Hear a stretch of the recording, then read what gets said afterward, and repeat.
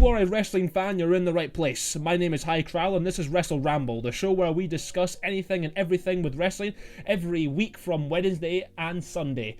And today is Wednesday, of course. We're going to be talking about Raw and NXT. And if you're a fan of those shows and wrestling in general, be sure to subscribe and leave a comment on what you think I should do next. But enough jibber jabber, we've got to talk about what happened on the big old shows from the WWE. So let's get right into it. So I think the number one thing that has stuck out for me this week is, of course, Cody Rhodes beating Jey Uso on Monday Night Raw. Now, of course, Cody Rhodes last week on Friday Night SmackDown was a bit upsetty spaghetti at the fact that he didn't get a single word in from Jey Uso's promo, as he wanted to do the old again, and Cody Rhodes just had to sit there and say nothing in silence for a good 6 minutes. It was pretty embarrassing. But then they had their match on Monday Night Raw this week, and of course Cody wins. Hogan must... What is the term again? Hogan must pose! And Cody did just that against Jey Uso. Now, the match was actually really good. Jey Uso's best match so far. Of course, he had his really good matches with Gunther, but this was an excellent piece of work from Jey and from Cody. Jey doesn't hit too bad of a crossroads, to be honest, and it looked good from my angle. And to be honest, I think we're getting closer and closer to Cody Rhodes' heel turn. It's coming. It's coming, and it's gonna come fast. Yeah, I think that they're doing a good job with it. They're keeping it subtle, they're keeping it on the DL, but what we're going to see from Cody over the next coming weeks is maybe a little spark for something, because this is the first face he's beaten in quite a while, to be honest. I mean, what was the last one he beat? Leave in the comments, because I've got no clue. But overall, really good match. Cody, thumbs up for you. You're in the final. You're in the final for the crown jewel, the Night of Champions, the King and Queen of the Ring tournament. Congratulations. You are a megastar. I want to talk about, the Gunther promo against Goldberg. Now, Gunther, of course, is pretty much the... I can't say that on YouTube. Gunther is, for me, top 3 heels in the business right now. There will be a video out tomorrow that will explain just why that is the case. But Gunther is one of those guys that you just cannot get enough of. He is ruthless. His promos are ruthless. He's a ruthless competitor. I can't think of any more words to say, because that's the one best way to describe him. If you look this man up in the dictionary, it comes under ruthless. Do you understand? He is a menace to society. And what he said to Gunther, what he said to Goldberg was outstanding promo work. Again, from Gunther. He made him say all this stuff about what he's going to do to Goldberg at Saturday Night Live, how he was going to choke him out, how he was going to beat him down in front of his family, all kinds of things.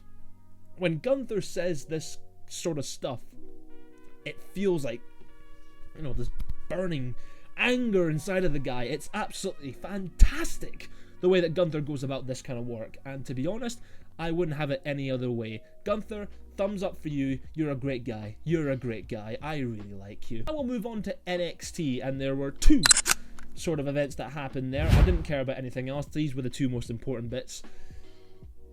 Tony D'Angelo turned on his friend. I can't remember his name. Can you remember his name? It's actually, Lugo Crucifino. I only know Channing Stacks, the woman, the other guy, and Tony D'Angelo. By the way, Tony D'Angelo is my top 5 favourite wrestler of all time. Please come at me in the comments if you think I'm wrong, because I'm not, okay? I'm not. So get out. Tony D'Angelo is fantastic, and what he did, turn on his best friend like that, that was bad. I mean, it's sort of weird though, because is he a heel now? Because he was about to line himself with...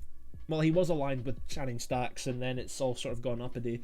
And to be honest, I haven't been following it entirely. The last thing I remember was Channing Stacks taking Tony's friend out to the desert and munting him? Is that what happened? To be honest, I don't know. It looked like it actually looked like a Breaking Bad kind of beat. But listen, Tony, you're doing fantastic work. You deserve to be on the main roster by now. I think you've done enough here, honestly.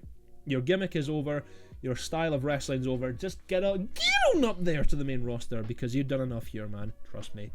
You deserve to be up there. And then finally, we'll leave it on the note of Trick Williams being WCW'd from behind by Joe Hendry himself. Now, Joe, of course, being the big man from my home state, is having a bit of a tough time losing that TNA title. Now, of course, Trick Williams has been a sussy little boy, keeping it by all means necessary. He's a heel right now and they're still cheering him. That's just, Trick Williams is absolutely brilliant, by the way. But so is Joe. And obviously Joe is wanting that rematch to a very high degree. And could Trick Williams give him it in the end? Probably. I don't know what event it'll be at, but looking most likely the next event NXT do have. Can't on the top of my head remember what that is, but if Trick Williams does decide to fight Joe Hendry, I honestly can see him winning again. I honestly can see it. Trick Williams could probably beat Joe Hendry for a second time, because Joe, he's done enough in TNA. He's won the big Covenant prize, he's lost it.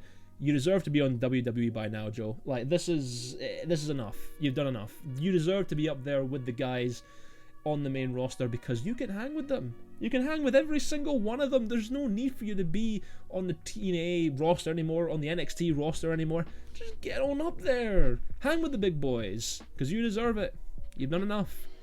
And you're from, where I am, so it's probably, quite a cool thing if you were up there with the big boys. You'd be with Drew, you'd be with Piper Niven, you'd be with Alba Fire. Yeah, you'd be with all of them. And Noam Dar as well, if he ever gets back up in the main roster. But listen, Joe, fight Trick Williams, lose to him, and then come up to the main roster. That's my prediction for you anyway.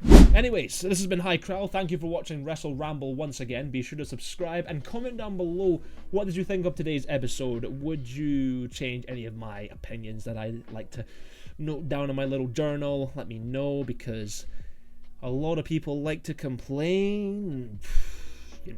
That's normal. But if you did like it, leave a little like. If we can shoot for, I don't know, what's a big number? 10 million likes. That'd be pretty realistic, to be honest. But yeah, I'll see you in the next one, probably tomorrow, and catch up with you soon, lads. Have a good day. Thank you, lad.